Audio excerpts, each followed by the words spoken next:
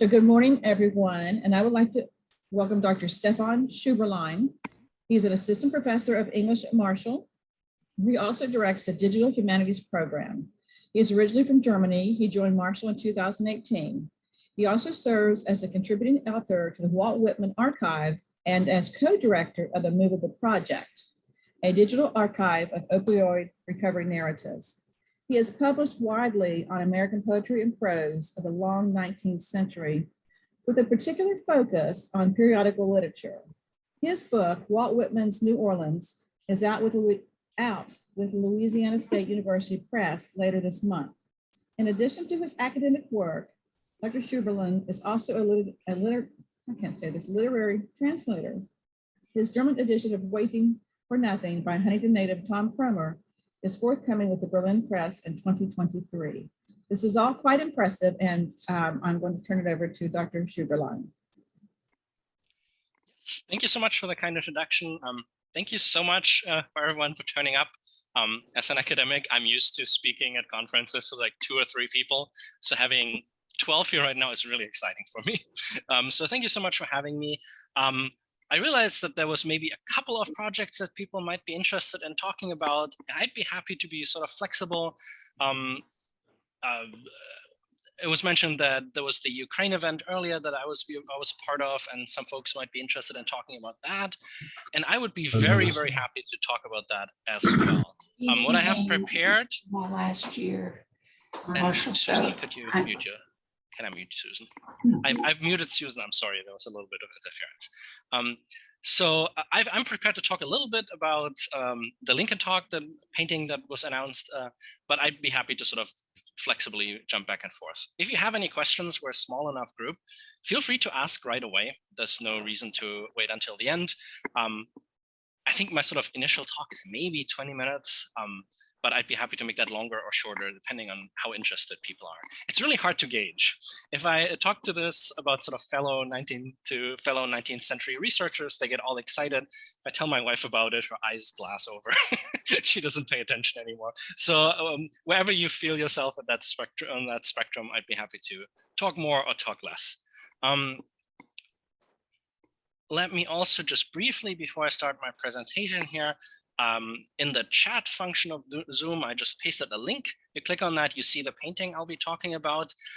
One of the things that I'd like to do after I gave you sort of my initial talk about the history of this painting is that we look at the painting together and sort of try to read it together. What do you see on the painting? What kind of story does the painting tell? And I'll be zooming in and out at that at the end, but if you want to follow along in the meantime, or just look at it a little bit longer, you can totally do that on that link. All right, let me just share my screen here. And I'm hoping you can now see my PowerPoint presentation. All right. Okay, can you all see my presentation? Wonderful, thank you so much. So the topic of my little talk is Lincoln's last painting. And you'll see there's a question mark, and that's quite important because that question hasn't fully been answered yet. And one of the things I want to do at the end is talk with you about what you think might be the case. Because in the end, it really comes down to reading the painting and trying to make sense of it. If you have any follow-up questions, feel free to contact me, Google me, or that's my email address. I'm always happy to talk. A little bit of a background story to this. So this is the Hartley Dodge Memorial. It's now the city hall of the small town of Madison, New Jersey, but it was built by the Hartley Dodge Foundation, which is basically at this point an art trust that of descendants of the Rockefellers, and they own a whole bunch of art, a lot of Lincoln's statues, Lincoln's desk, and this one painting that I'll be talking about today. And you can see it's a pretty impressive painting. It's giant, right? It looks very different from what we know about Lincoln, and I'll show you a contrast here in a second. And they've had it for a while and always wanted to know what's the story of this. They know nothing about it, and they feel like people should see it more and people should know about it. So they hired an archivist initially who tried to do research, couldn't find anything about the painting in the 19th century. And then over a couple of corners, they talked to a Lincoln biographer who's also very interested in Walt Whitman, who talked to a colleague of mine who also studies Walt Whitman, who said he doesn't have time, he should talk to me. Then he ended up talking to me, and I ended up sort of doing the kind of research that I enjoy doing, and I found out quite a bit about this painting. So it's a very convoluted story that got me involved with this. I'm not really a Lincoln scholar. I only know Lincoln from his encounters with the poet Walt Whitman. Walt Whitman was in Washington, D.C. during the Civil War, and he would sort of linger around the Capitol and wait for Lincoln to physically walk by, and they would salute each other. And that's sort of my connection to Lincoln. I'm mostly coming at this from sort of a literary perspective. And to focus a little bit more about the painting, you probably haven't seen the painting unless you've seen the Washington Post article that talks about it that came out of my research. So the Lincoln you are familiar with probably looks a little bit more like the Lincoln on the right here. It's generally a photographic Lincoln. There's tons of photographs of Lincoln, and they tell a really compelling story. Lincoln always is in black and white. He looks sad, he looks tired, right? A little bit disheveled, deep wrinkles, right? That's the kind of Lincoln we sort of know. Right? A Lincoln that if we look at him, we can sort of see the Civil War in his features. And the painting I was hired to look at on the left here looks very different. I'll zoom in a little bit here, but Lincoln is glowing, he looks healthy, he has bright red lips, he barely has any wrinkles, he's stylishly dressed, he looks self-assured, content, right? It's a very different Lincoln. And while I mostly will be talking about the painter of this painting and what his story is, I'd be happy to follow that up, talking a little bit about the reception history of this painting, which is really interesting. And it really points down to the question of what kind of Lincoln do you like? Do you like hobo Lincoln, which is a term from the time, that's the one on the right, rugged, sort of marked, sad, photographic, or do you like the handsome Lincoln, which is the one on the left, right? And there's a couple of pragmatic parts of the story about why he looks so different. If you think about sort of the exposure time of early photography, you know that he had to stay like this for a long time. That's probably why he looks so sad, right? There's a whole bunch of stories attached to that, right? But it really boils down to, do you like handsome Lincoln or do you like hobo Lincoln? And that's one of the reasons why the people that have seen the painting in the past, and there's actually a long history of that, have been really torn. They either love it or they absolutely hate it. And if you read the comment section of the Washington Post article on this painting, you see the same thing. So people saying, yeah, it's fine, but that's not my Lincoln. My Lincoln looks sad. And I'd be happy to talk a little bit about that with you at the end. So this is how I got to this, right? That's this painting we know very little about, and they wanted to find out more. And just to very briefly summarize what we do know about this painting, and I hope you can see the text on the right, but I'll also read it out, but my panel here is in the way. It's very, very, very, very little. I'm going to summarize this by a little article about the painting that was published in a Lincoln newsletter in 1939, but the data contained in it is basically still what everybody knew about the painting until a few weeks ago. So this is the story. W.F. Travers, a portrait painter living in Frankfurt on the Main, Germany, came to America during the Civil War for the purpose of enlisting in the Northern Army. He was enrolled in New York, but a physical examination found him unfit for service.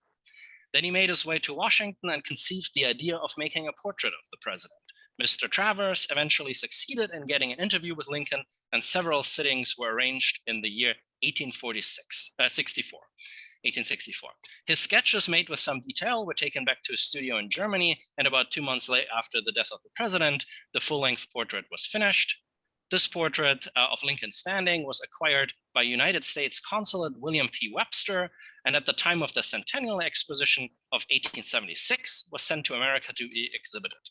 It is said that when Mrs. Lincoln first saw the portrait in Memorial Hall in 1876, she was so overcome by its lifelike appearance that she fainted and was carried from the hall. It's a very dramatic story. It's very romantic, right? It's this eager young German who just wanted to serve the Union cause. And he admired Lincoln so much that even when he couldn't serve in person, he sort of served him by creating this portrait. And it had such a profound effect that Mary Todd Lincoln fainted when she saw it, right? On the left here, that little photograph, it's a stereograph. That's an image of the Centennial Exhibition, where the painting was indeed exhibited. But for me, as somebody who mostly works on 19th century literature, this sounds like literature to me. It has all of the tropes of the kind of writings that 19th century readers loved, right? It's very sentimental, it's dramatic, it's very over the top. There's even fainting dames, right? That's what the 19th century loved. So I was immediately skeptical, and so were the current owners of the painting. And what I do with this is very different from what a lot of archival researchers do. I mentioned they had an archival researcher before who actually went to the physical archives at the Centennial Exhibition, various Lincoln archives, and tried to figure out what's true about this. What do we know? And they found very little. And my approach to all of this is very different. And it's something that my Whitman work also relies on heavily. What I do is I mostly work with digital archives, and mostly digital archives of newspapers and periodicals and historical books. And because I figured some folks here might be interested in genealogy, I'll briefly mention some of those, but I'd be happy to expand on that at a later point if you're interested. So some of the databases I'm using is newspapers.com, Family Search, which is a free alternative to Ancestry.com run by the Mormon Church. Lots of information there, very international actually.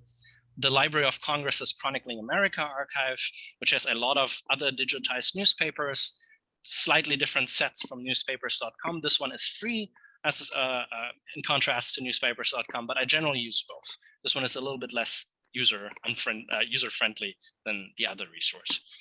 And I use Google Books. A lot of my students don't even know about this, but in Google Books, you find a whole bunch of fully digitized 19th and early 20th century books and texts and newspapers. So if you search for the name of the painter, the first thing that comes up is a German newspaper from 1868 that talks about him. And I'll show you a clipping from that. And it's fully free, it's fully searchable. So it's super helpful to somebody like me. So what I did is I took the little bits of information. Right, we have his name, we have some suggestion he may have been German. That's one detail. We have an arrival date, potentially. We have the idea that he might have tried to enroll. And we have that other bit of information about Mary Todd Lincoln fainting. So I went to these archives with these questions and tried to sort of reconstruct what evidence can I find for this? What else can I find out about this person? And in the end, I went through sort of every single year, year by year, from the 1830s to the 1890s and into the 20th century, trying to really find out what is every single bit of information I can find out about this painter. So the first thing I was interested in was this fainting story, right? Mary Todd Lincoln sees the painting, passes out because it's so lifelike. I was immediately a little bit skeptical because if you look in biographies of Mary Todd Lincoln, you don't find any reference to that. We know she was at the Centennial Exhibition in 1876. She probably saw the painting, but it was not the only Lincoln painting on display, of course. And there's no record of her painting. And one of the reasons why I think this story is made up is that Mary Todd Lincoln had just successfully overcome her brief phase of being institutionalized for mental health issues. She had just been deemed mentally competent, and it was a big deal. All the newspapers were talking about Mary Todd Lincoln no longer insane. She won her insanity case, and she's healthy now. So if she had publicly fainted a few weeks after that sort of headlines trial that determined her mental competency, that would have been all over newspapers, and it is not. So this part of the story leads nowhere, which tells me that if she saw it, she certainly didn't faint. Because if Mary Todd Lincoln fainted in front of a Lincoln painting, people would have talked about it. And she doesn't talk about it. The people that she were at the exhibition with don't talk about it. But also there are no newspaper pieces to talk about it. So that part is clearly embellished, right? It's a good story, but it's probably not a true story. And then I tried to find the rest of this little narrative. And I could trace down all of the information to a late 1880s newspaper article. And this is probably the closest you can get in the 19th century to a viral tweet. This is a piece of writing that was first published in a magazine called the Washington Hatchet, and that was not a newspaper. It was an entertainment weekly. So it was featured a lot of stories, a lot of half-true anecdotes, and its purpose was mostly entertainment. And in it, it had this piece that was clearly written as an advertisement for a hotel, because at the time that painting was exhibited at said hotel. And it takes that story that I already told you about, and it sort of strongly embellishes it. In addition to that, it doesn't even know the name of the painter. It calls the painter W.F. Travis, not Travers, but Travis, because the painting hadn't been cleaned and they couldn't really decipher the signature on it. So that also tells me they had no insider information on it. It still has the story that the ambassador of the US to Germany acquired the painting and brought it to the US and to the exhibition. That part is probably correct because I can find it at the exhibition. It was there, so that part is probably correct. But it tells this the story of the eager German willing to fight for the Union here, and it's full of that. It's very dramatic. It tells me that his father was a soldier who fought Napoleon and all of these things. And it's very sort of fictional if you read it. It's a story that 19th century folks loved. And I'm calling this sort of a viral tweet in the 19th century because this was republished like crazy. I found at least 30 reprinted this whole piece over a span of 10 years. This was reprinted verbatim as late as 1920, so 40 years later, because it's such a good story. But it's almost entirely fictional. So I'll be talking a little bit about this Travers character that I found. And I'll be beginning with his father, because that's really where the story for me begins. And it tells you something about how this painter grew up. And his father's name was Theodorus Johannes Travers, and he was born in the Netherlands. And I'm not going to be talking a lot about the father, but I just want to sort of visually show you the father's life in two moments. This is he when he gets born, Theodorus Johannes Travers, born 1792, to relative sort of poor parents, not a lot of money in this family. You don't find much information about them. And this is how he dies, right? He dies Herr Theodor Johann Travers, Knight of the Order of the Dutch Lion and of the Oak Crown with Star, Great Commander of the Order of the Savior of Greece with Great Cross, and Commander 4th Class of the Order of the Dannebrog. And if you look up these orders, they're all diplomatic orders. So this is just one sort of image to show you that I'm not a huge fan of sort of bootstrap narratives, but if you're looking for one, this is a good one, right? He starts off poor and he works himself up to basically the rank of an aristocrat. He's a well-decorated diplomat with various achievements by the end of his life. He starts off in poverty and he dies with a civil servant staff of, I think, 20 people living with him.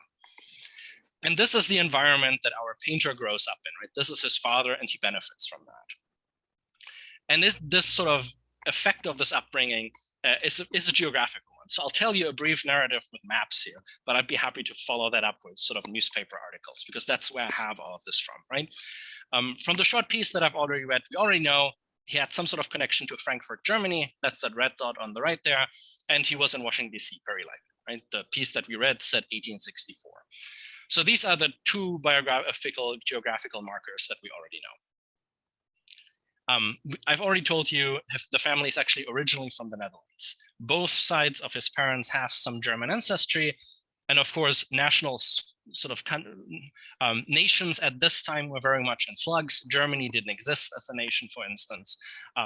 The Netherlands changed its shape quite a bit. So this was fairly normal, but they mostly spoke Dutch. They had some German ancestry. So there's a Dutch connection here. Travers is born in the Netherlands, for instance, the painter. But there's more to that. I mentioned that his father was a diplomat, and his first diplomatic post was actually in Honduras, and today's Honduras, which was then the Central American Republic. And that's really interesting to me because that's right after the Central American Republic had abolished slavery. So our painter of that Lincoln painting grows up in a post-emancipation society. We don't have any of his writings from that period, and he was still very, very young. I think he moved there when he was 3, but he grew up sort of into his early teens there. So there must be some sort of lingering memory of what that was like to live in sort of a multiracial post-emancipation society. And it wasn't just that sort of this abstract childhood memories that he might have retained from that, but his father was actively involved in the debate over slavery. When the family returned to the Netherlands in 1833, the father is actually hired by the Dutch government to write a report about emancipation. So the Dutch kingdom at this time, shortly before the Dutch Republic, had ample overseas possessions. What's that? You like to go out and eat lunch somewhere? I don't think I'm involved in that conversation. Right, so I'll take you if you like. Or... Can we mute that person? Thank you. Sorry about that. Right, so it's not just that he grew up in this sort of post-emancipation society, this painter, but also his father was involved. He was hired to write a report about emancipation because the Netherlands had slavery in a lot of its overseas possessions, including in the Dutch East Indies, very close to Central America here on the map. And in this report, that's interesting to me for various amount of reasons. First of all, we learn that his father is sort of cautiously abolitionist. So he makes a case against slavery, but also against immediate emancipation. So what he is proposing, the father in this report, is an immediate abolition of descent-based slavery. So children could no longer be born as slaves, but also keeping the currently enslaved population enslaved until they die. So the idea is that it's a gradual exit from slavery in the Dutch colonies. That's what the father is proposing. And in this report, he's specifically talking about United States politics, right? One of the things that he proposes to the Dutch government is basically recolonialization, right? Finally, he says in that report, and I'm translating from the Dutch here, as in the United States, we ought to consider the possibility of relieving ourselves from time to time of the superfluous Black free population, either by taking them back across the coasts of Africa, or like the North Americans, found a second Liberia to receive the Blacks whose presence could harm the colony. Right, so he's specifically talking about colonialization, the Liberia project, which is something that Lincoln for a long time supported as well, right? You free your enslaved population, but you also repatriate them to an artificial colony that you create in Africa, for instance. So this is a plan that the painter's father endorses. But we also get this idea here that he's very in tune with sort of American politics here, which gives me sort of a hint of how our painter grew up. Sort of opposed to slavery, but a little bit on the fence and in tune with American politics. Then from the Central American Republic, the family briefly moves back to the Netherlands. He writes the report, and then he gets a second diplomatic post, and that is in Athens, Greece. You can see that on the far right of the screen here. So this is another formative period for our painter. And we find, so the father is there for a long time. From the 1830s to 1844 exactly. We don't learn much about the son, but we learn a little bit in a very sort of tantalizing piece that I found with the help of the Dutch colleague. This is from a Dutch newspaper, and it's an article that's ostensibly about our painter's brother, who was blinded in a medical procedure at birth and became a gifted pianist. And this is an article about him, but it also mentions his brother, our painter. And as a brief mention to him that says the younger brother, our painter, who is a native painter, so Dutch painter, began his career in Athens, then only 18 years old, under one of the best students of the Parisian painter Ingres.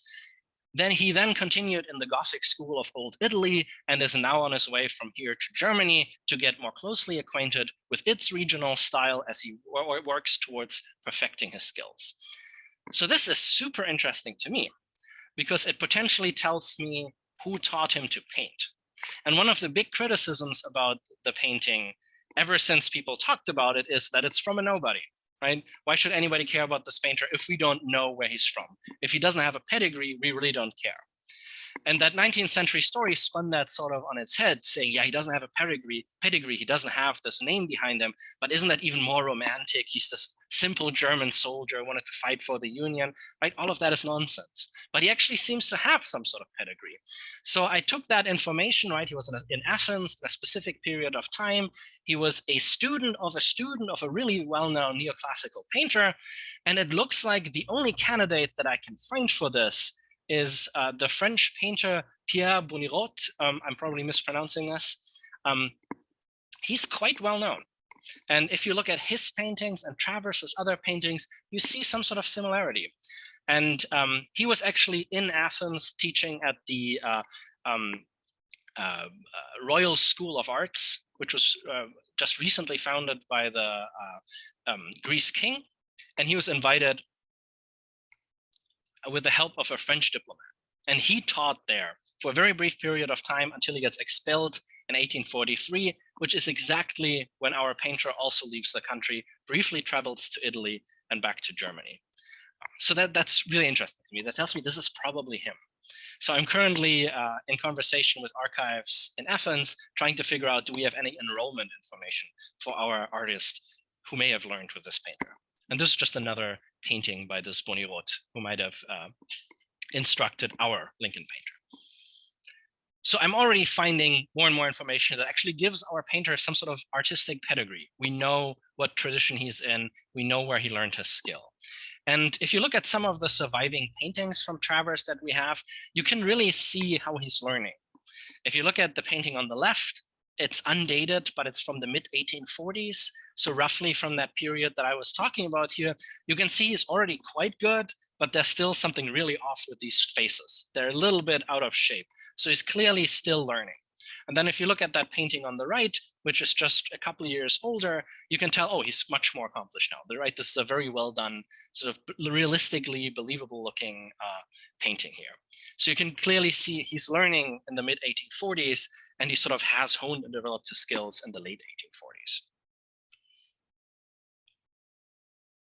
So we already have him in a bunch of places here. We have him in the United States at a later point. We have him in Central America. We have him in the Netherlands. We have him in Germany at a later point. We have him in Greece, right? He's a globetrotter. He's the son of a diplomat.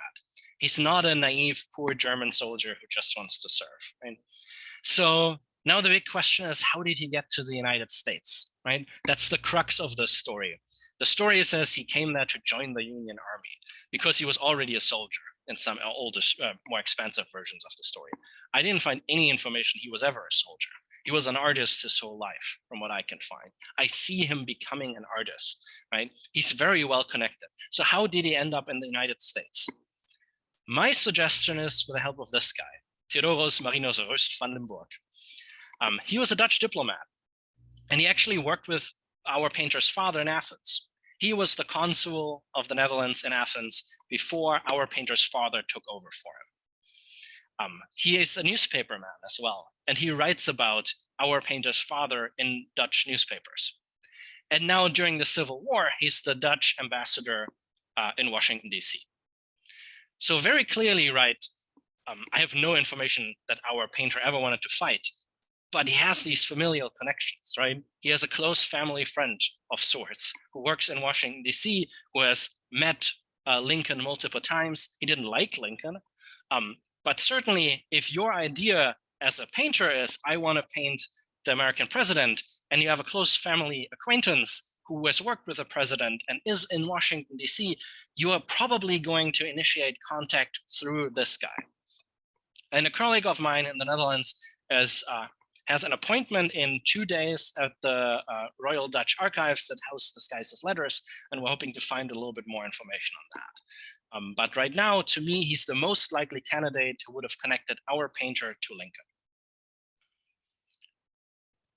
We also have some newspaper information that our painter left the United States. We don't have any arrival data, but we have return data.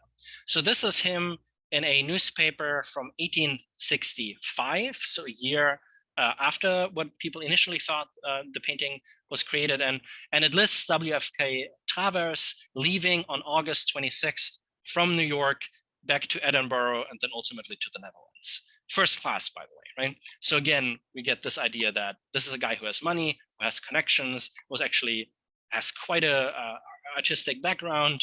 So he's leaving first class here as well. And he's leaving in August of 65.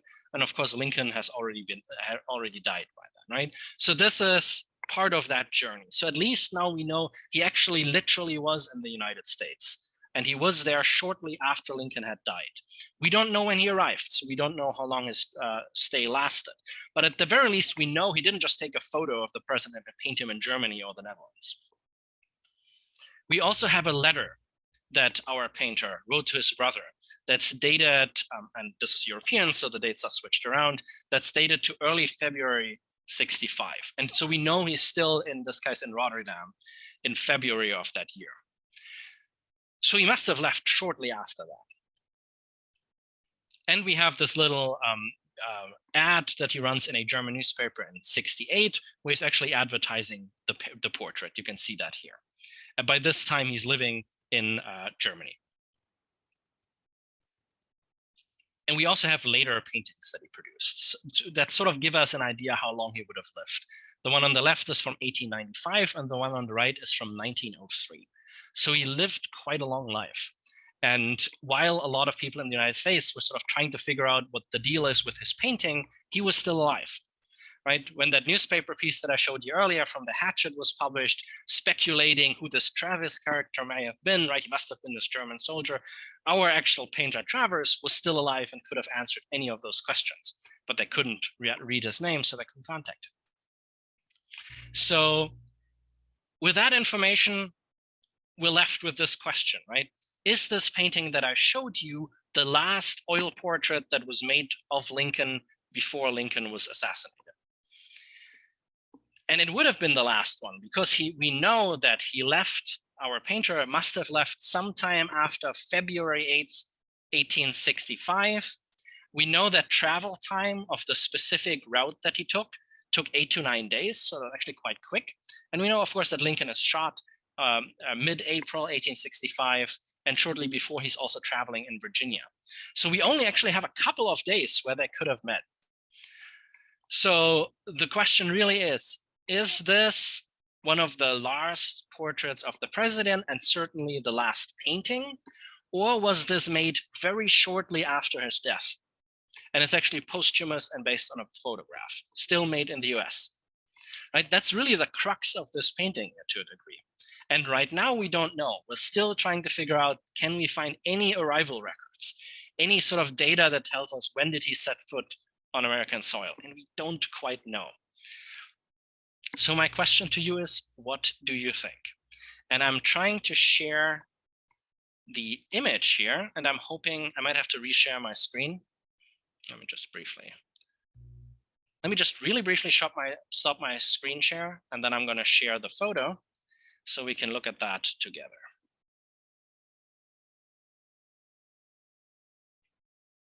All right, you should be seeing the photo on my screen now. And I would like you to look at that with me and try to figure out, what story does this painting tell us?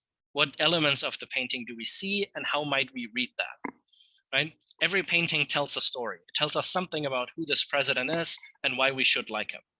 And I wonder what you guys can see and what we should be talking about here. What are your impressions of the paintings? Would you like me to zoom in on something?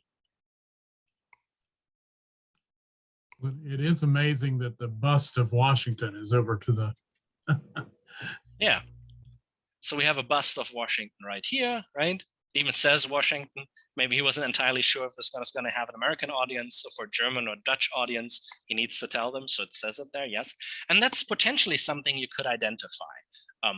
I couldn't yet locate any statue that looks exactly like this, that would have been in or close to the White House at the time. But yeah, right, it makes this argument about Lincoln being sort of in line with Washington, right? So it's a very clear argument sort of about republicanism, about freedom, right? And it invokes Washington for that. What else do you see? Anybody recognize this up here? I'm hoping the quality is sort of decent in the Zoom here. Do people know what this is? Washington crossing the Delaware, is it not? It is, yes. What do you know about Washington crossing the Delaware, if I may ask? This is the, if I remember right, it's the Christmas assault on the Hessians. And yes, correct. And so, you know, quite a heroic battle for Washington and sort of turning the tide of the revolution, I guess. Yeah, right. So it's really interesting. The only reference to war and violence we have in this is not about the Civil War. It's about the Revolutionary War, right? Do you happen to recall who the painter was? No, not a clue. All right. I'm hoping you can see the painting now. It should have switched for you. Mm-hmm. It's by a German painter named Leutze. And it's actually the model that he used for the Delaware here. It's actually the Rhine River in Germany. He painted, and I'm going to pull up a map of Germany here. He painted this painting at Düsseldorf. I'm not sure if you can see my cursor, but it's about the word Königreich here, Düsseldorf. Mm-hmm. And the Rhine River at Düsseldorf is the model for this German painter's painting of Washington crossing the Delaware. And the really interesting thing is that this is not just sort of a weird intertextual reference to another German painter, or a Dutch-German painter, but it also is a reference to the Rhine. Travers's family on the German side lived in a town close to where it says Wesel up here. So his family is from the Rhine. And at the point of the painting, his father's side of the family, and later he himself, would move to the town of Mannheim. I showed you that German ad from a paper. By then he lives in Germany. And that is also a town that's on the Rhine. So the Rhine River is really important to our painter. So this is a really interesting thing to include in this Lincoln painting, right? It tells a story about republicanism, about struggle for freedom, but it also tells a personal story about our painter and about the Rhine River and about German painters working on behalf of the Union in some way. Leutze was still working in Washington, D.C. at the time. He had a studio and he was working for the US government. He was decorating, I think, the Capitol. So he would have potentially been another point of contact that our painter could have had, aside from the ambassador. So yeah, that is really crucial. What else do we see?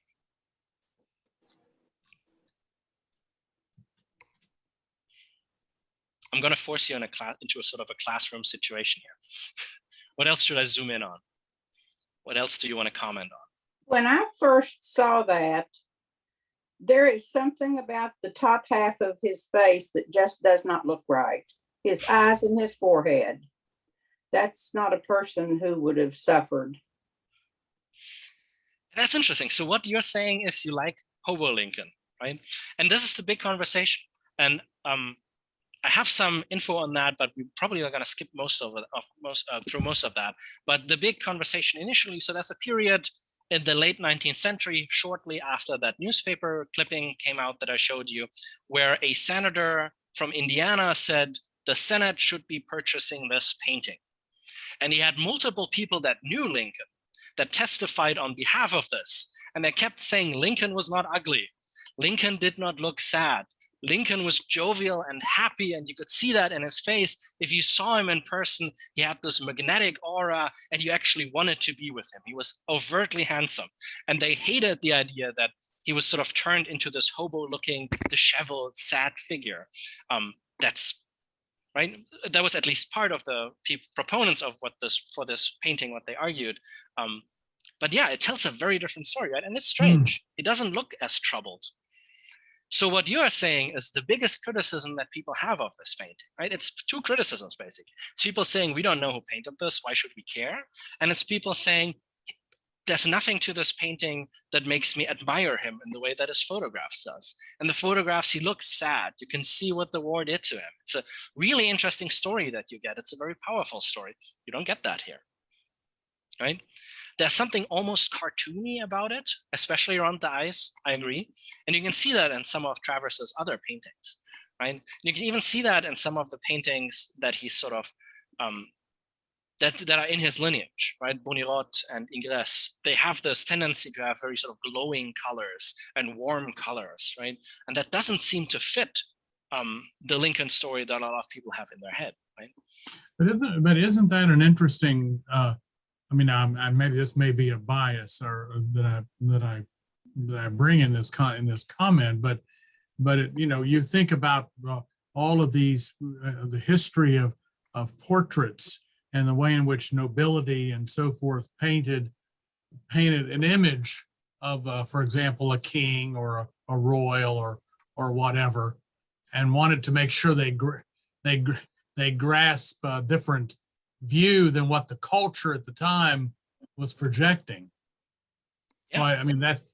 So it's interesting because we have just gotten so accustomed to thinking of Lincoln as this terribly impacted president by the virtue of the Civil War. Yeah, and I like that you keep saying sort of royalty and kings, right?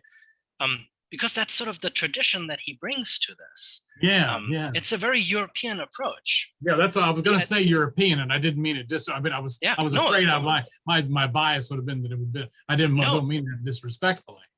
That's an excellent observation, right? The idea that we want our presidents here to be everymen, right, or every woman, right?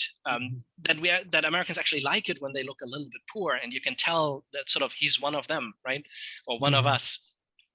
that's not a perspective that he probably had internalized. So he's like ennobling him, right? For him, the fact that you don't see the war in his face speaks to Lincoln because he transcends that, right? His personality and his glow is even larger than the war. Yeah, right? And you can see why Americans react to this strangely, because even at the time shortly after his death, people loved him for the fact that you could see that he struggled, that he looked like a random soldier who returned from the war, that he was lanky and a little bit odd in his behaviors, right? That he didn't look like this transcendent nobleman, but he sort of looks like that here, yeah. There's a couple of details about his painting. You can identify the specific watch here. That's a watch that he didn't wear very often. He had two different watches, one that he liked a lot, and then this one. And this one you can actually only see in two other photographs from a single session. So this might also support the idea that maybe he did meet him. There's other really interesting bits. I'm not sure, this is probably pretty hard to see on your end, but this is the one where it's very overtly telling a story about Lincoln himself. So we have this idea behind Lincoln as Washington sort of looks over his shoulder, approves of what he's doing, puts Lincoln in line with Washington and sort of the American project itself. And here we have Lincoln holding the Constitution, and it says Constitution here on the side, and leaning it next to the 14th Amendment. Yeah, right. So it's the amendment abolishing slavery. And it's written out, so a European audience knows what's going on. It's written in English. So this tells me the story, right? Lincoln had just abolished slavery. He had just amended the Constitution. And this is really sort of supports my theory that maybe he did just meet Lincoln shortly before Lincoln died, right? Because one of the things that I see in this, right, it's this idea the constitutional amendment had just been ratified, and that was just shortly in the early months of 1865, right? So it's in that same year. But I also see no evidence for a martyr here, right? There's no evidence that Lincoln had just died. I see nothing of that. What I see here is this is a president who's sort of in a lineage with Washington, who has just had this major victory where he amended the Constitution and freed the slaves. You can see there's a little statuette of a slave with broken chains here. So this is what this painting seems to be celebrating. It doesn't mourn Lincoln. It says Lincoln had just achieved this monumental thing.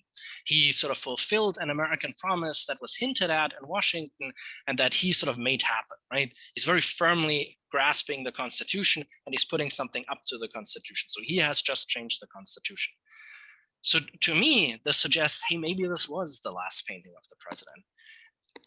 It clearly, to me, wasn't painted right after his death, at least in terms of what we see on this painting here.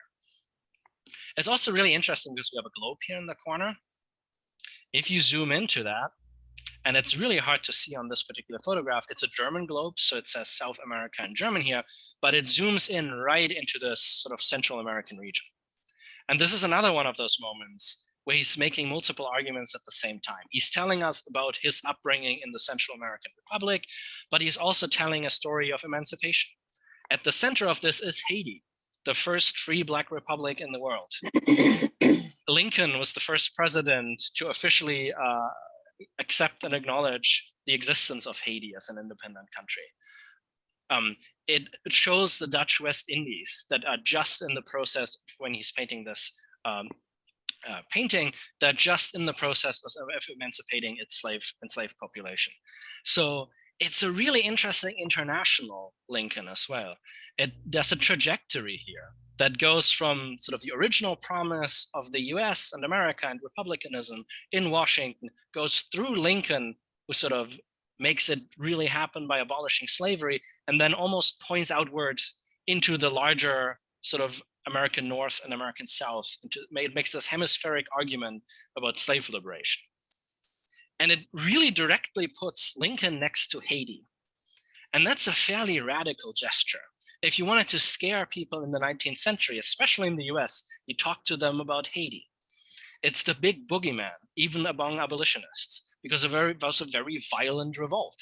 And it's sort of also a shameful chapter in American history, because most presidents even when they had sort of their own abolitionist sentiments, refused to acknowledge the existence of Haiti or refused to work with Haiti. Haiti was embargoed and ostracized internationally, basically until the 20th century, but very certainly by every single American administration until Lincoln. So this is actually a fairly radical argument about slave liberation that this painter is making, which I find really fascinating. So that's a really interesting story happening here, right? And it's a question if you like this Lincoln or not. I can certainly see why people don't. Maybe I'm a little bit cynical. My first impression was, oh, this is a little kitschy. I'm generally not an art historian. I'm mostly a literary scholar, so I'm used to looking at texts. But the more I look at this, the more interesting I find this. And the more I think it's worth looking at, and other people should be looking at it. And that's one of the things that the foundation is interested in, right? They're looking for places to maybe donate the painting to or have it exhibited somewhere. They're dreaming of the White House. That might not happen. I think the Senate would be appropriate because there was a long campaign to have it exhibited in the Senate. There's actually a Senate bill from the late 19th century that passed the resolution to purchase this painting. But then the House of Representatives ultimately nixed it. But there is this long tradition of people looking at the painting saying, oh, there's something here. People should be seeing that. We should be exhibiting this. And then other people saying, yeah, but it's very expensive. I don't like the way Lincoln looks. And who even painted this? It's a random painting. Why would we care, right? Mm-hmm. So that's sort of where I came in, trying to figure out who is this guy and what's his story. And while I really like the story of sort of the honest, enthusiastic German soldier who wants to fight for the Union, can't, and fights in the Union by painting this painting, I like that story. I think his real story is much more interesting. It's much more complex. It's somebody who was an artist, who pursued his artistry, and his family's story and his own story sort of brought him to this point where he wanted to paint Lincoln, and he did.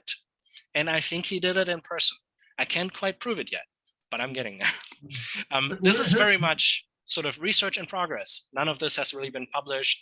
I have a 20,000 word document that I'm sort of scribbling away, and it really sort of depends on what I'm doing with this based on what the foundation would like to do with it. But if you ever find yourself... Who is it that you, I'm sorry, I didn't mean to interrupt. Who is it that owns the painting now?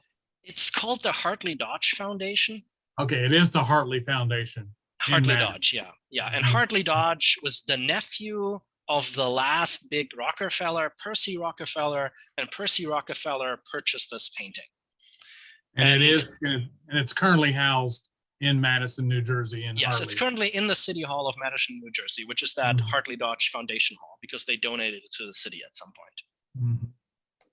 And it's really interesting to talk to the folks. Everyone who's in charge, who's in the board of this organization is a Lincoln fan. I mostly encounter Whitman fans. So it was really interesting to speak to Lincoln fans.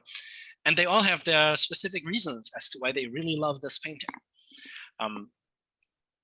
Yeah, and it was really interesting to share that and work with it. And it ended up really being a lucky coincidence, because when they started talking to me, they didn't know whether this guy was German, whether he was Dutch, whether he was English, which newspapers said for a while. And I was sort of able to dig my way through it and found really interesting stories. The whole debate about how this gets purchased by the Senate is really interesting as well. I mentioned it was hung in a hotel. The hotel was owned by a relative of the Librarian of Congress, who was close friends with the Senate subcommittee that approved the purchasing of the painting. So there's a really interesting Washington insider story there. The senatorial debate on having this purchased is actually quite funny, because the guy who puts on, the Indiana senator who puts on this proposal, initially refuses to show the painting to the other senators and says, let's just vote on it, you can see it afterwards. It's really odd. Part of that story of this getting purchased or not getting purchased in the Senate, the fascinating aspect is that both Republicans and Democrats endorsed the painting at various times. When the bill to purchase it fails for the first time, somebody from the other party takes it up, then somebody in the House of Representatives takes it up. And what unites all of these people, Democrats and Republicans, is that most of the people that endorsed this knew Lincoln personally. Lincoln's bodyguard was one of the big proponents of this painting. The Indiana senator that I mentioned was an anti-war Democrat, but he, through the war, became a very close friend of Lincoln. And he said, this is the best painting of Lincoln out there. This is what Lincoln actually looked like. And to the best of my ability, I find no nefarious motives in him trying to get this painting purchased for the United States. He seemed to be honestly convinced that people need to see this. So it's a really fascinating story to me. And it really depends on your ability to bear with me through some of those archival discoveries, whether you share my impression that it's a cool story or not. But I would probably cut it here so we can have a little bit more of a discussion. Again, I'd be happy to talk about this. I'd be happy to talk about Whitman. We can switch gears completely and talk about Ukraine if you prefer.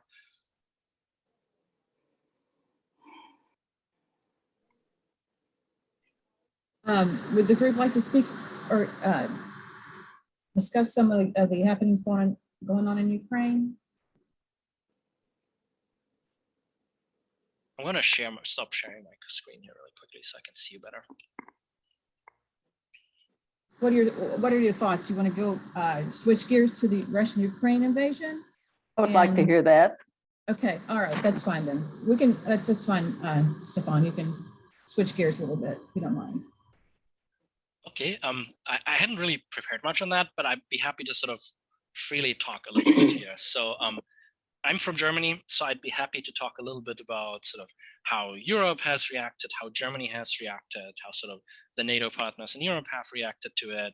I'd be happy to talk about sort of my personal take here. I spent a couple of weeks in high school in Donetsk, which is, let me just see if I can find a map of Ukraine we can put up here. But this is one of the so-called People's Republics that Putin declared independent in the east of Ukraine. And I spent a few weeks there. I'm still in contact with my host family from there. Let me just share the screen here so we at least have some sort of geographical anchor here, right? In the So this is a seminar, map of Ukraine. in the seminar, you're reading from your host family colleague was so powerful. Thank you for when you shared that in the seminar. Absolutely. I'd be happy to read that again if I can find it here. But essentially, their story is, and it's an interesting story because it tells you a lot about Ukraine. I'm not going to use his name because I haven't asked him to share this much, so I'm just going to talk about it fairly generally. His family has a sort of a Jewish background, like most people in the Ukraine or in other former Soviet republics. They're not overtly religious.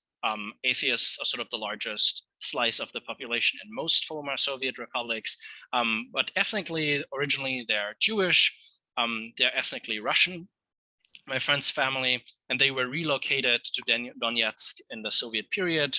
The Soviet Union did that a lot, especially in its second part, Stalin and post-Stalin, to resettle ethnic Russians in a lot of its satellite republics. My host family's background is that. I think they're originally from St. Petersburg and close to Moscow, and they were resettled in Donetsk here in the Far East. And when Russia pursued the strategy of, the strategy is called Russification. That's why my host family was there. And it's still very much the strategy that Putin is pursuing now. So what he's doing is he's looking at regions where there are traditionally a lot of native ethnic Russians, and he artificially inflates those numbers. So when Putin wanted to invade the east of Ukraine, he started that off by supporting pro-Russian rebels and by granting Russian citizenship to basically everyone who wanted it. So the population of ethnic Russians in the east of Ukraine was sort of artificially inflated. And then he uses that as a pretext to ensure peacekeeping, right? So he's supporting native Russians, that he's a sort of bubble of native Russians that he has sort of purposefully, artificially inflated, supported, sort of pushed into rebellion. Then he supports them militarily. And once there's any sort of reaction, he can then argue, oh, these are native Russians that are being attacked. I need to help them. I'll come in as peacekeepers. And that was sort of the approach that he tried to take here to the whole invasion. And it's one of the reasons why a lot of other European countries at the border to Russia are really worried. The Baltic states, for instance, because they all have a very sizable ethnic Russian minority. And the same strategy he used in the Ukraine, he could use there. Artificially create unrest, artificially create an ethnic conflict, and then step in as the peacekeeper. When that happened in Ukraine in 2014, and the two people, now so-called People's Republics, Luhansk and Donetsk, rebelled, my host family fled. Again, I mentioned they have a Jewish background, that you don't want to be Jewish in these parts of the country at this point. The sort of government is overtly regressive in these so-called People's Republics, right? It's not a Soviet-style government. It's basically sort of a gangster-style government, as you would find in Chechnya. The person who has proclaimed himself ruler over Donetsk is a scam artist who was arrested for like a multi-level marketing scam in his past, right? There's no real ideology behind this. That's why a lot of people sort of refer to the Russian model as kleptocracy, because it's basically gangsterism.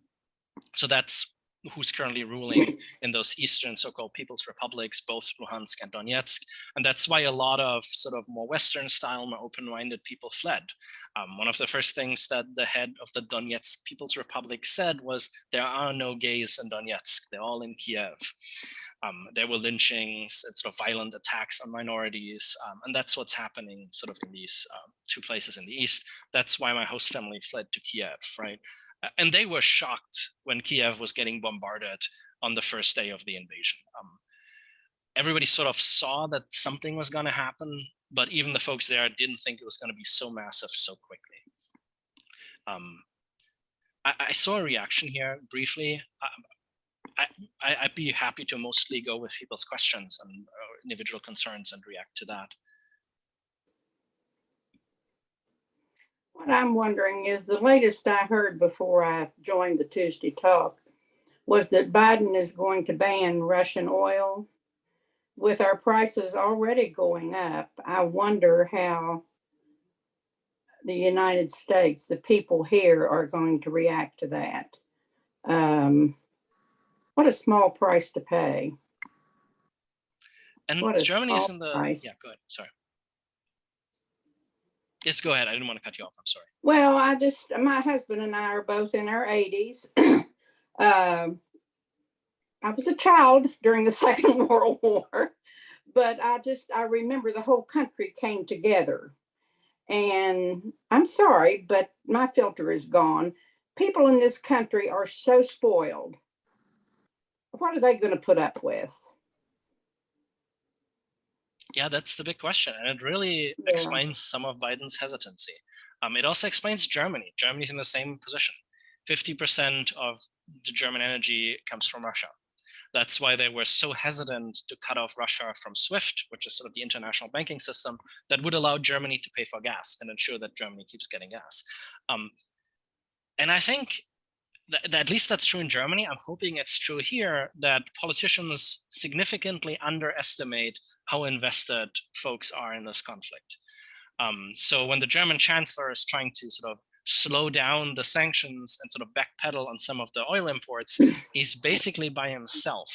There's massive demonstrations in Germany, hundreds of thousands of people protesting for measures like this. I'm quite certain that Germans would be happy to put up with increased gas prices, at least for a while. I think people are underestimating sort of the effect that this had on a lot of people. And I really hope that's true in the United States as well, that Biden is underestimating. Only 8% of our oil comes from Russia.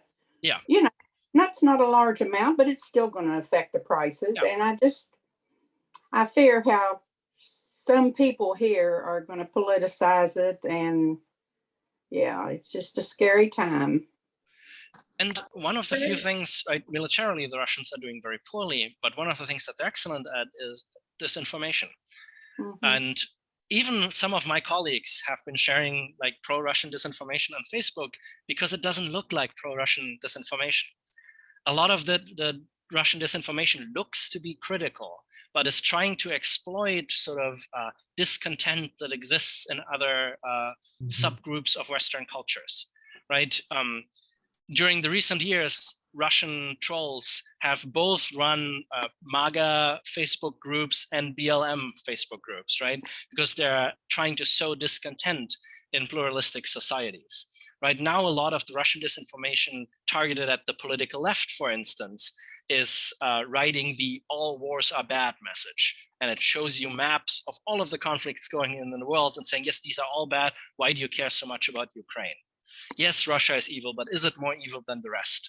So Russia is really good at trying to exploit this. So as soon as there is sort of a public talking point in the US aimed at the gas price debate, Russia will seize on that and exploit that and produce disinformation aimed at sort of fostering that discontent. Right When the now in NATO Germany, yeah, go ahead, sorry. I'm sorry. No, when the NATO countries like and you know, like it was a kind of quite amazing, I guess, last week when Germany made a decision that kind of signaled to me that Europe is still pretty serious and concerned when Germany, you know, changed a policy. Am I right? Changing the policy about, you know, providing military supplies or whatever. Is that an assumption that I'm making? That's no, that's pretty massive. It didn't just change sort of a rule or a law. It violated its own constitution. So the German military, by design, is intended to be solely defensive and defensive only of its own sort of government borders. So it's actually constitutionally illegal for Germany to sell weapons, even through a middleman, if they know they end up in an active war region. And they just decided to do it anyway. And that is really massive. Germany is currently sort of rebuilding its military in a way that it hasn't done since World War II. We just, the current legislative period's defense spending is an increase by twice the amount of Germany's normal military spending. And that's not something that initially immediately goes to the Ukraine, but it sort of signals a rearmament of the European Union, really. So the European Union has long refused to be sort of a global military player. There was a push for a singular European constitution a few years back, and it failed because so many countries objected to the idea of having a singular military. That was the point that really a lot of people objected to. And that really is what is happening right now, that Europe is rearming itself quite significantly. Because I'm not sure, because Russia is really good at least initially, of sort of slow dripping an invasion. And it's really hard to find the exact moment where you could say, yeah, this is a declaration of war, and now the European Union is reacting, right? As the European Union, are you going to declare war on Russia if Russia expands Kaliningrad by a couple of miles into Estonian territory, for instance, or not Estonian, Lithuanian territory, right? At what point are you going to say this is an overt act of war? It's really tricky. And at least in the beginning, Russia is very skilled at sort of slowly escalating in a way where it's really hard for people who want to avoid a war to pinpoint the exact moment when a military response would not seem excessive.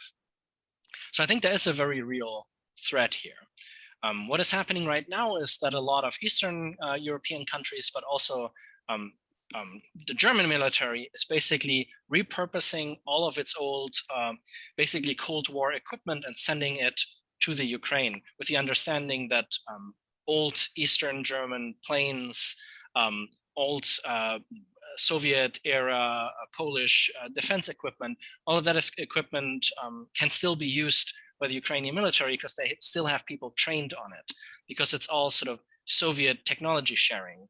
So a lot of their old equipment is the same old equipment that Poland had and that Eastern Germany had. So there's a surprise, right? Because you can't train people on the field in new equipment. So there's a lot of equipment of old Soviet manufacturing currently going back into the Ukraine in a really unprecedented way. If you talk to people in the European Union 2 months ago, most people would have told you that the eastern expansion of the European Union into Poland, Hungary, all of that was a mistake. That would have been the talking point a few weeks ago.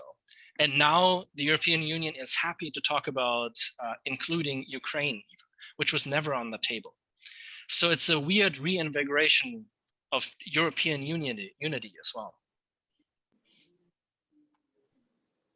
Well, my take on it is that, you know, as a civilian, it's hard to sit back and watch what's happened. But, you know, Putin has threatened anyone that literally steps in that he's going to hit that nuke button, the nuclear button. So he's got us. Is he bluffing? I'd be afraid to find out. I don't think he is. The former defense minister, the Russian defense minister under Yeltsin from the early 90s, he wrote a really interesting in English piece on his Facebook, Twitter account, basically looking at that question, right? Is Putin insane? Is he still a rational actor? And is he going to use atomic weapons if need be? And his argument is Putin is not insane. He is sort of rationally pursuing an agenda, but that includes a nuclear attack if need be. And one of the big worries is that he might nuke Kiev. Mhm. And is he going to join hands with China? Are they going to join together to have this mega, you know, is his goal to take everyone over, or just he wants the old Soviet Union back together? I'm by no means an expert on any of this, so I'm just sort of No, I know echoing what it's I'm right. reading in my sources, but my gut feeling would be that yes, China would probably be sort of emboldened to pursue Hong Kong or Taiwan more aggressively in the future. But I suspect they would keep with the sort of slow drip approach to things, because China plans very differently. A lot of Chinese political decisions look at the next 100 years. Putin is looking at the end of his life, right? He's in his mid-70s. He's thinking, how am I going to leave a mark? So his time period that he's interested in is much shorter than China's, right? China was able to say, yes, you can have Hong Kong for the next 70 years. Afterwards, we'll get it back. And that's how they're getting it back now, right? So their timeframes are much longer. China is thinking in terms of centuries. Putin is thinking in terms of decades or years. So I think that is the real difference. I think China is learning from this that they can't just invade Taiwan. That's going to, right? They can be a little bit more patient and do it slowly over the next 20 years, not over the next 2. So I think the approach there will be very different. I think the effect on countries like Hungary and Turkey is really interesting, because both of those leaders have sort of followed the Putin model of transitioning a somewhat functioning democracy into an autocracy, but they are now firmly anti-Putin. So I wonder if this will have some vaguely positive trickle-down effect in these countries, where they're reorienting towards Europe and sort of democratization as opposed to going the Putin route of autocracy. It's hard to say. Should also be said, right, the Ukraine was never really part of Russia. Even in the Soviet Union, it was an independent republic. There's a really interesting point. A lot of people are overlooking that Putin is not restoring the Soviet Union, right? The Putin system is very different. It's basically hyped up neoliberalism inside. A lot of people in former Soviet republics are still nostalgic for the Soviet Union because their quality of life was often much better, right? You had basic securities. You were never, at least in the later phase, you were never flat out starving. You had employment security. All of that is gone under Putin. So he's really doing sort of this double play where he's appealing to Soviet nostalgia. That's why these 2 republics in the East are called People's Republics. But he's really following a far-right model of ethno-nationalism. So if you look at the term People's Republics, if you're nostalgic for the Soviet Union, you think of that. If you're a member of the far right, you think of sort of ethno-states, nationalistic ethno-states. It really depends on what attitudes you bring to that. So it's a very clever play with ideology, but underneath it all, it's about money.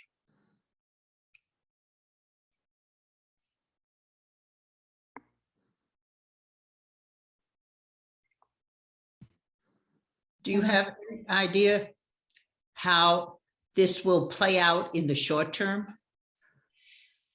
I think he's gonna, so it's really interesting. I'm not sure if you've read about this, but the Russian demands for a peace have first been leaked and then confirmed. And it looks like Russia is basically trying to reestablish a status quo right now.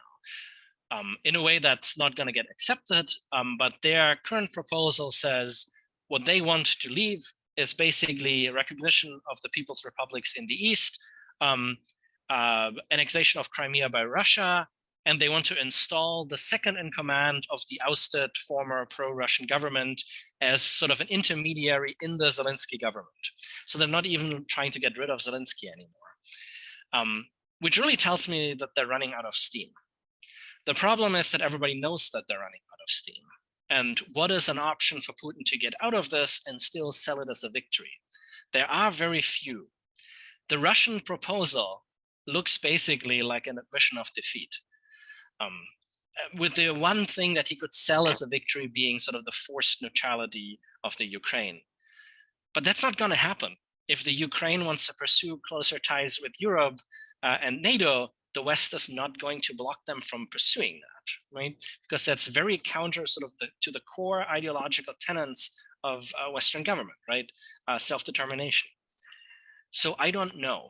Right now, what is happening is increased bombardment. He's probably going to level the cities that he has currently encircled: Kiev, Kharkiv, Odessa, all of the border regions. The original plan was to encircle and take those cities and then basically force a peace. That cannot happen right now.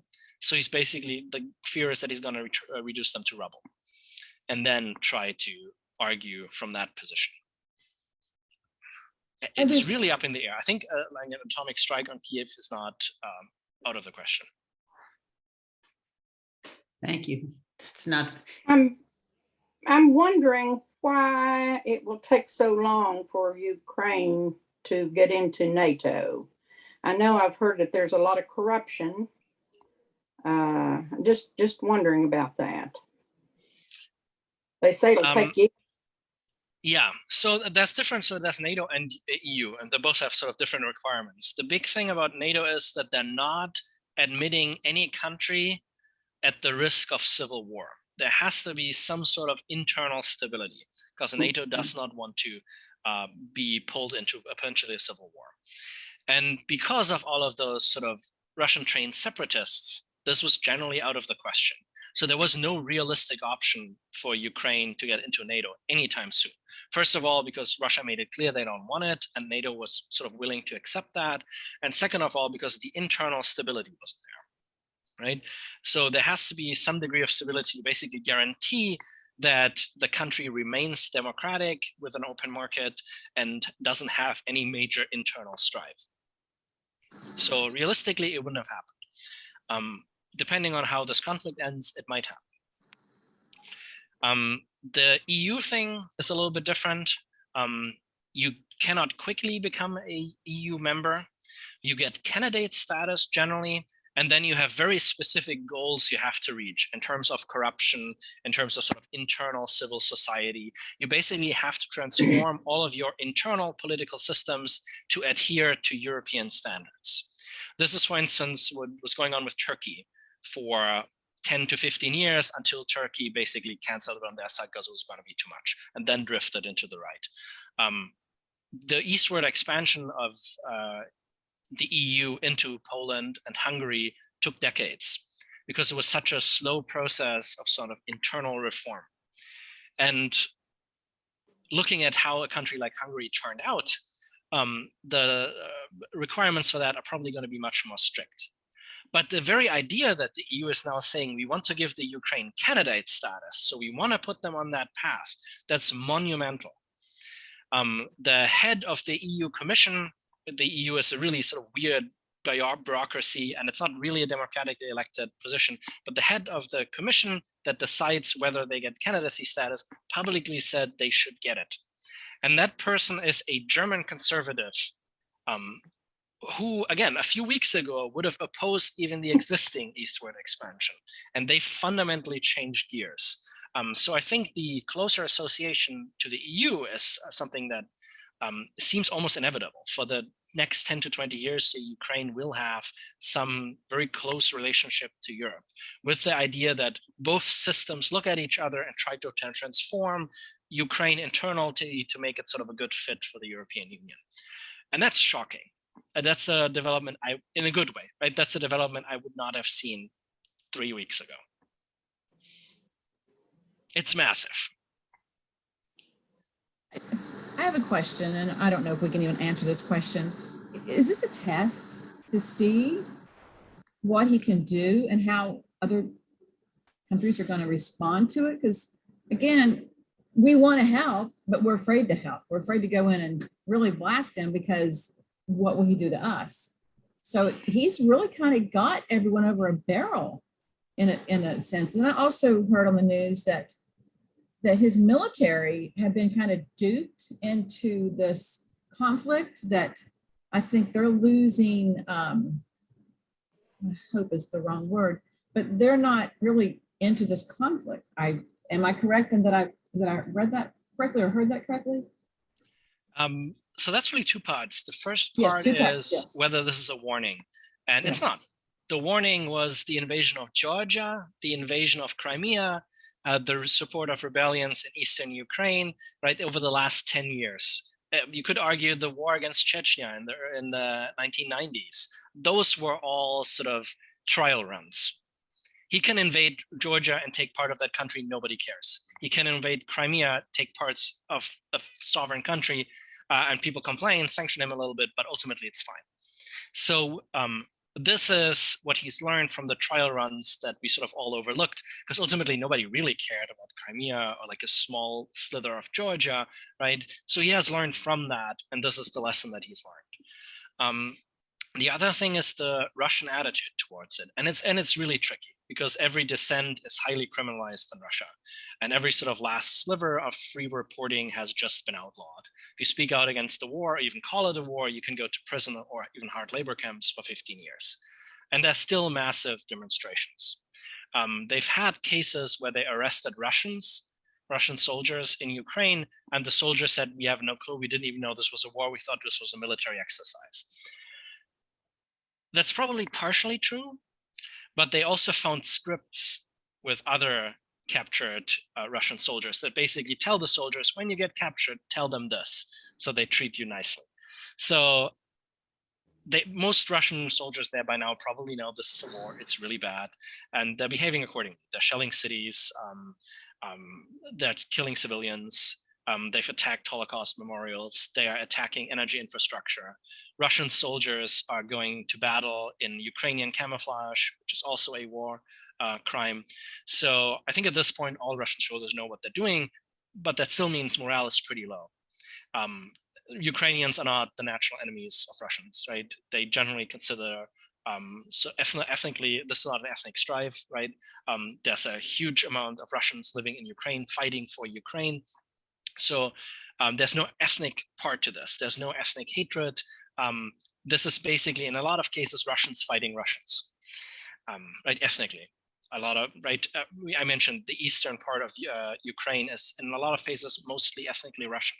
Zelensky speaks Russian, my host family speaks Russian as their first language, but they're all still fighting for Ukraine because they're fighting for the nation of Ukraine, not for the ethnic view of sort of ethnic Ukrainians, right? So morale is at an all-time low. Their equipment hadn't been exercised, so it's breaking down. It's unseasonably warm, so a lot of their tanks get bogged down in the mud. They have to stick to roads, so that when the first tank on the road gets blown up, the whole convoy is stuck. So militarily, this is quite an embarrassment for Russia. So yeah, it's not a trial run. It's the result of multiple trial runs that were successful for Russia. And most Russians fighting Ukrainians have fairly low morale because there's no real ideology to build this on. Most Russians were surprised because he always said there was not going to be a war with Ukraine. That's Western propaganda, and then there was. Maybe trial run is the wrong word to use. Is he still pushing the envelope to see what he can do next? Is there a next? We should all. I think there was a next, certainly. I'm not sure if there is now. right? There is, if you look Who's- at Kaliningrad, that little exclave that sits in the Baltic states and is part of Russia, right? The idea was probably to reunite that with Russia in some way. I don't think he's planning that now. I think now the focus is on how does he get out of this and sell it as a victory. Yeah, because And how he's does he got a not lot get of, cooed? I mean, I think he's surprised at Ukraine's ability to defend itself. He thought it'd be over in a day or two. Everybody did. Yeah. Yeah, so it's a lot to take in. It's a lot to take in. Do we have any other comments or questions about this subject or anything we discussed today? Elizabeth, we have several Americans who are currently prisoners in Russia. Probably the most notable at this time would be our WNBA basketball player, Brittany Griner. And then I understand there's a couple of other individuals of lesser known notoriety. But you just fear that they're going to become political pawns with the escalation of the relationship of the United States and Russia. And I just wondered if the professor had any thoughts on that subject of how it affects Americans that are currently imprisoned and being held in Russia on various charges.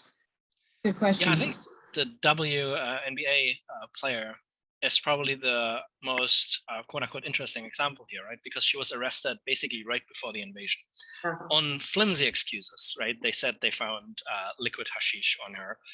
She had played in the off season for Russia for a long time, so she would not have brought anything into Russia.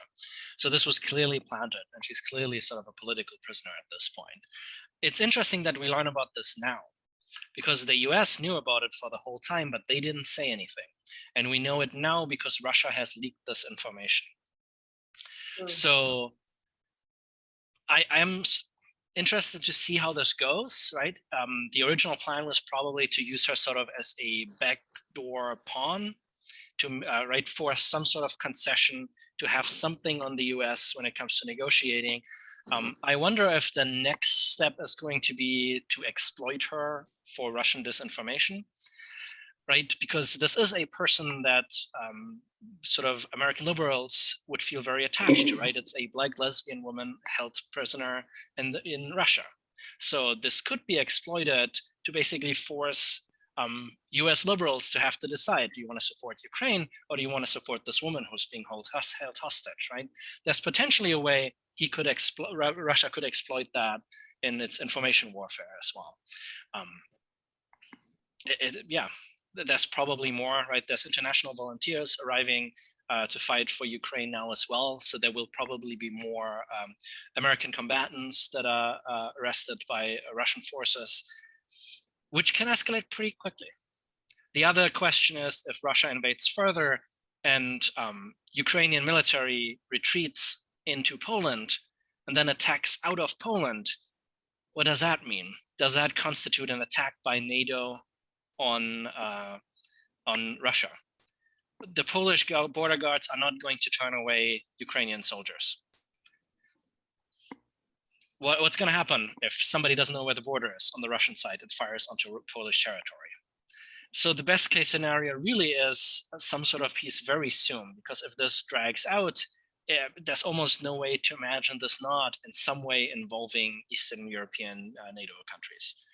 Probably not in terms of another invasion, just because he's basically bankrupt at this point, but in a way that the war sort of quote unquote naturally escalates. So when it's all said and done, he's going to have a lot of unintended fallout, I think, from this. And the question is really if he survives this. He has an inner circle of trusted advisors that are very removed from international commerce, so they probably had no personal effect that they had to experience because they're so ingrained, right? That's what they're calling it, the kleptocracy, where basically the private possessions of Putin and his inner circle of acquaintances basically is the Russian economy. So they are shielded here to a degree, but at some point they are the ones that could get rid of Putin, and they might, right? If they think there's a way to avoid internal catastrophe and maybe get some sort of win out of this for Russia, there's a good chance that he gets couped, I think. which means assassinated by somebody of his like closest acquaintances. Which is one of the interesting things about Putin, is that he's so I insulated himself also in terms of information. He doesn't use the internet. He doesn't use a computer ever to protect himself. Everything he does is analog. He writes on a typewriter and he speaks to people. That's basically all he does. So it's probably also that he blames a lot of people in his inner circle for having fundamentally misjudged Ukraine's willingness to fight against Russia. The first thing that Putin said is the military should lay down its guns and coup their own president in the Ukraine. That has not happened, but that's based on some sort of information that somebody has fed Putin. So there is inner discord in his inner circle, and the best thing that can happen is that somebody just takes him out at some point.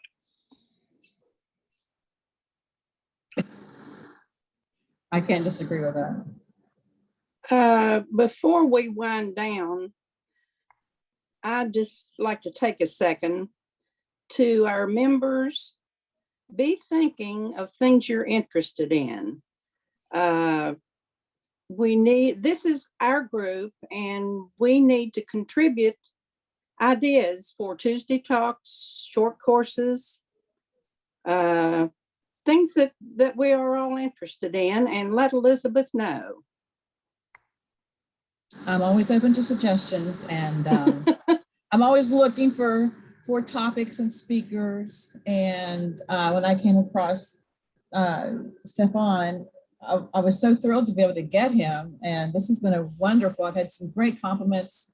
This has been a wonderful discussion. We've had art and we've had, current events, and it's just been really great. Thank you all. And, I'm dependent upon you all to participate in these hard times of COVID and meeting virtually. And I'm thankful, so thankful for the internet. We would be really lost without our internet capabilities. And we've learned to use the technology even better. So, but thank you everyone, and especially to our speaker, Dr. Schoeberlein, because this has been, 2 weeks ago or 1 week ago when I reached out to you, we weren't thinking about Ukraine, but you've been a great source for us, and you're helping us understand things that, yes, I do watch the news. I hate to, it's hard, but thank you for what you've done for us today. Seriously, sincerely.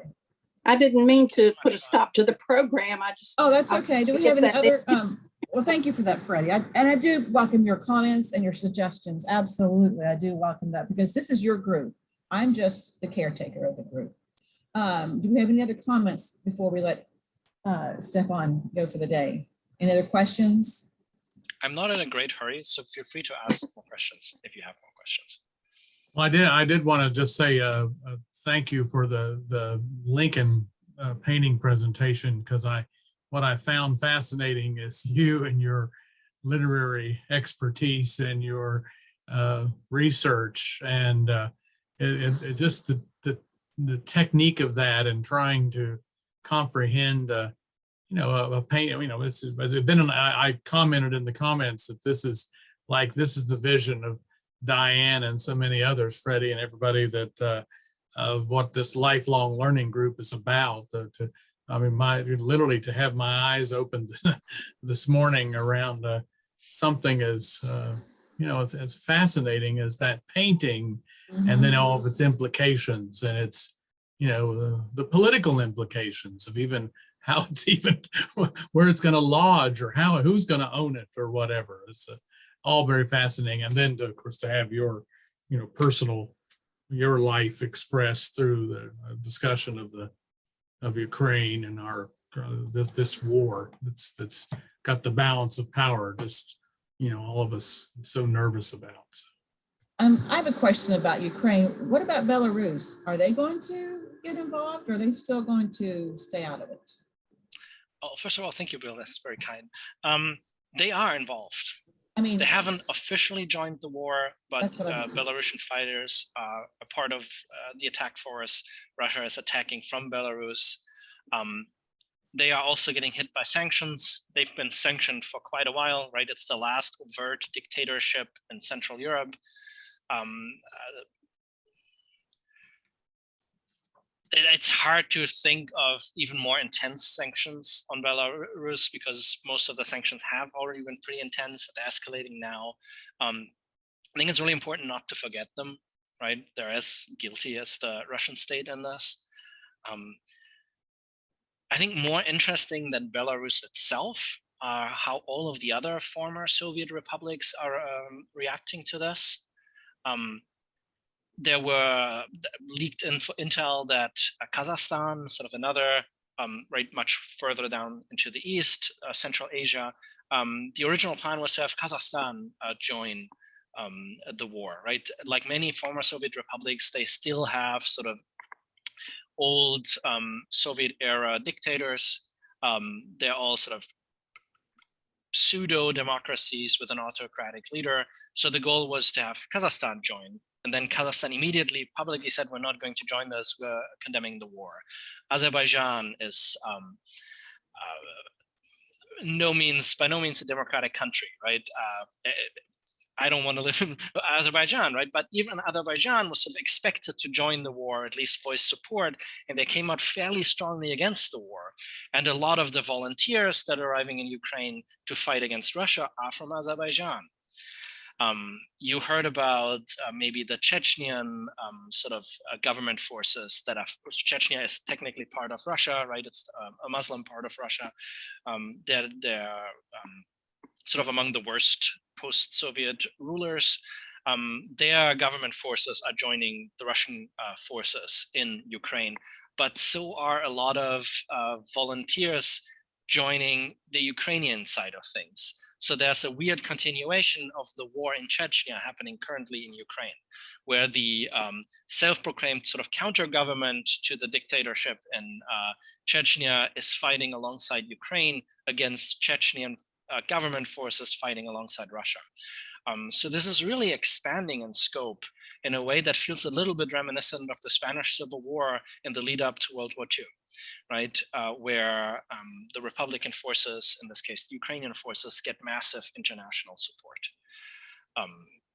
including from a lot of former Soviet republics that have either condemned the war or sort of have a weird forced neutral stance. But most of them are not supporting Putin, which is shocking because they're all economically and politically dependent on Putin.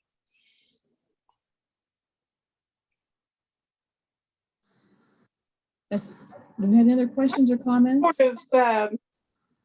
What sort of effect are the, I lost my word, restrictions? The sanctions? What's not restrictions? Sanctions. Yes, sanctions, thank you. Yeah. What sort of effect are they really having on Russia? Do we know? Most of the quote unquote normal sanctions don't have a major immediate effect. The one piece of legislation that is pretty drastic is kicking the Russian central bank out from SWIFT, which is right the infrastructure that allows sort of money transfers across state boundaries. And in this case, so the way that Russia regulates the ruble is by trading against the dollar, right? By buying dollars or dumping dollars onto the market. That's how the ruble self-regulates. Because they're cut off from SWIFT, they can no longer do that. Yeah. So Putin has now lost the ability to regulate his own currency. And he has called this an economic act of war. And it's probably the closest to an overt act of war that the West has pursued in this case. And he's very much backed into a corner because he's lost all control of his own currency. That's why a lot of their stock markets are still closed. That's why a lot of Russians can't get money from ATMs. At the same time, they can't use alternative payment methods anymore like Apple Pay or Google Pay because they're cut off from those businesses. So those kind of effects will be pretty drastic and will collapse the Russian economy in a pretty short amount of time. The sanctions are going to hurt the Russian people. Yes. Do you think when it gets to a certain point that they'll do anything? It's hard to say because I guess the harder the cost of even minor protests is so high, and the country is so massive.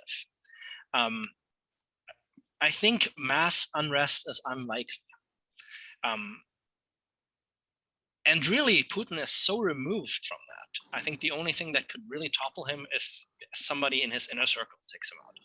Otherwise, it would have to basically lead into a stage where there would be a civil war in Russia. And I don't think that's going to happen. Putin has worked very hard to turn most sort of normal average Russians into fully apolitical people. You don't talk politics in Russia. And that's been sort of normalized. There's whole generations of people that grew up with that. A lot of people still see through it, and there is a surprising amount of protest, but I am skeptical that it's going to lead to some sort of rebellion anytime soon. It might even increase support for Putin because it's seen as an attack by the West. So along the lines of the sanctions, when Russia stops the invasion of Ukraine, and hope and pray that that happens, will these sanctions be in place for quite some time? We're not just going to like, boom, okay, you stop, we'll lift them. Is that going to be part of the peace deal, peace talks? I'm sure that's part of the negotiations. I think so the West, especially Germany, has a pretty big interest in buying gas from Russia again. So I can see that the most immediate offer by the West will be reinstatement of Russian access to SWIFT and an ability to buy gas from Russia again, because that would benefit the West as well. So I think that's probably clearly on the table, and that's probably the kind of sanction that would be lifted first, with all of the other sanctions probably remaining in place for quite some time, at least if Putin is still in power. Right, great bargaining tools to get him to. And I'm sure that Secret Services of various countries are in conversation with this close circle, telling them, if you get rid of Putin, we'll get rid of all of it. Any other thoughts or comments before we end the session for today? It's been a great session, and Dr. Schoeberlein, I've had so many nice compliments on today's topic and your information that you've shared with us. So many thanks to you today. Any other closing comments or thoughts before we let him go for the day? Let all of us go for the day. Well, hearing none. Thank you again. This has really been enlightening. And again, for the members that couldn't be here, this goes onto our YouTube page. It's a private site just for the lifelong learning. And so we can go back and look at it and review it and share it with the ones that couldn't be with us today. But this has been a great session, and I'm very thankful for you and all of your intellect that you share with us today. And I want to say about the Lincoln picture, I like the Lincoln picture because I really like it because you see him every picture you see it is hobo Lincoln. I'm like, good Lord, was this man always so down and out? And he did a lot of great things. And it's kind of a side view. So you're not seeing straight on like normal, like a lot of the other photographs. And I do like the thought that was put behind it with the props and the room. And I'm really fascinated by it. And I do like seeing a handsome Lincoln. He was only 56 when he was assassinated. So he wasn't really old, but it is nice to see that he could clean up quite nicely and have that presidential appearance that I'm sure he longed for during such turbulent times in our country. So my thought is I really like it. Yeah. Thank you so much. Very kind words. Right? I think I briefly mentioned that. So my background is in Whitman, right? And Whitman is another one of those characters that just looks incredibly weird. Like Lincoln, he was really tall. He decided he was going to be an old guy in his 30s, and he grew this giant white beard, even though he was still pretty young, right? And they were both sort of gay, right? With Lincoln, it's a little bit unclear. Whitman was sort of very openly gay. And I just like this idea of sort of these two guys hanging out in Washington, sort of checking each other out. And you get maybe an idea of what Whitman so admired in sort of Lincoln's face, right? He has several moments where he sort of celebrates Lincoln's face and how expressive and warm and engaging it was. And at the very least, you maybe get a hint of that in a painting like this. It's fascinating, and thank you for sharing it, and your research is fascinating as well. And again, thank you for kind of bringing us up to date about the current crisis in Ukraine. And if there's anything we can do as a group please let us know. I know we'd all like to do something, however, big or small it could be, but we're praying that that there's a resolution soon that Ukraine can weather this and come out stronger. Thank you so much. Maybe in the future we can have Dr. Schoeberlein back about Walt Whitman. I'd be happy to. We can do that. I'm just intrigued by what you just said. We can have that. We can make that happen. Absolutely. And I can talk about Whitman on short notice whenever you want me back. I can imagine. I also got just thank you so again. Like whenever somebody prompts me about Whitman, everybody that knows me talking about Whitman sort of ducks away because I can start talking. Just as a quick reminder, since you mentioned what can be done, I posted the link again. There's a library guide on Ukraine now. That's actually hosted by the two Ukrainian colleagues that were also part of the Marshall Talk. So that's a good resource that's going to get updated. The point is it's supposed to be some sort of up-to-date news site with current but reliable information aimed at a general audience. So I can recommend that. If you know any Marshall students, we're doing a special topics class on Ukraine over the summer. That's going to be taught mostly by Chris White, who has an excellent podcast, and I think you may have probably been on here. If not, he probably should be. He's going to be technically the teacher for that, but I'll be involved. The Victor Fett in biology, who was born in Ukraine, is going to be involved. Katerina Schrey, whose family is from Ukraine, she's going to be involved, and that's going to be quite interesting. I will send that link out to our group as well. So with everyone that missed today, we'll have that at their fingertips. Well, thank you. Thank you, everyone, for your participation. I think it has been a wonderful Tuesday talk. And thank you to our speaker, Dr. Schoeberlein, for all you've done for us today. And we will have you back to speak in depth about Walt Whitman at your earliest convenience. How's that? Hey, thank you so much. Whenever. All right. Thanks. I really appreciate everyone being here. Thank you so much. This was very fun. Thank you. Have a good Tuesday. Bye-bye. Bye.